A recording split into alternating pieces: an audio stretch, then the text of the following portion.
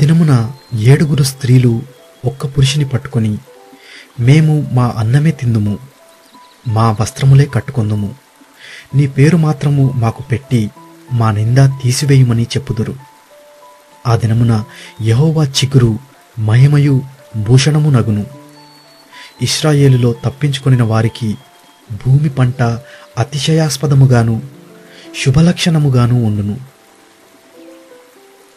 సియోనులో శేషించిన వానికి, యెరూషలేములో నిలువబడిన వానికి, అనగా జీవము పొందుటకై యెరూషలేములో దాఖలైన ప్రతి వానికి పరిశుద్ధుడని పేరు పెట్టుదురు.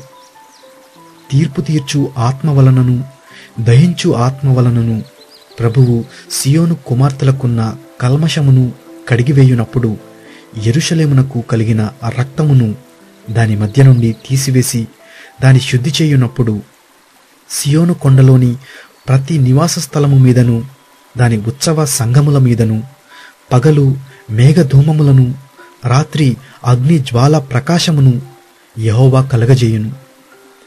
మహిమ అంతటి మీద వితానముండును.